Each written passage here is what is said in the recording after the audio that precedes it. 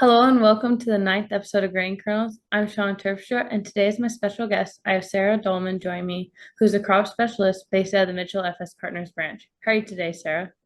I'm good. How are you? Really good. With wheat harvest well on its way in Ontario, can you discuss the next steps for a farmer as they are have a harvested field and what the next step for that farm may be?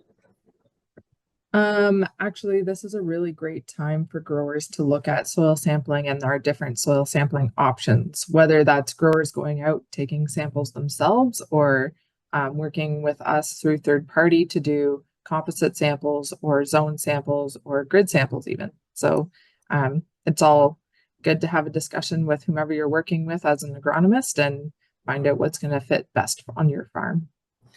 So, should a farmer consider maybe a cover crop, and what benefits would a cover crop bring the farmer after that wheat harvest?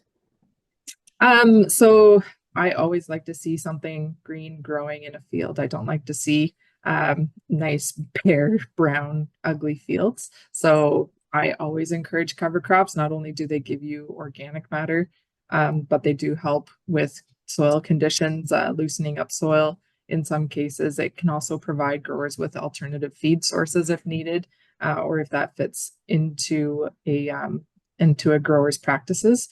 And we also look at the fact that if we're applying nutrients such as nitrogen or phosphorus, it gives um, a growing crop to apply those to. So we're within 4R practices. So, in the area that you cover, is double cropping soybeans a plausible option, or what would you suggest in that practice? So when it comes to double cropping soybeans, I think that is a year to year discussion, especially I think first well of all, you need to consider the soil condition. The best results you're going to have is if there's lots of moisture in the soil and we get good seed to soil contact when we're planting. That's going to set you up for your potential best results. We are early this year, which is also going to give us more heat units to see that crop finish out potentially if we don't get an early frost in the fall. So it's a good option this year if we're able to get rolling. There are those cutoff days in different zones that I think growers need to be mindful of. And yeah, talk to your agronomist.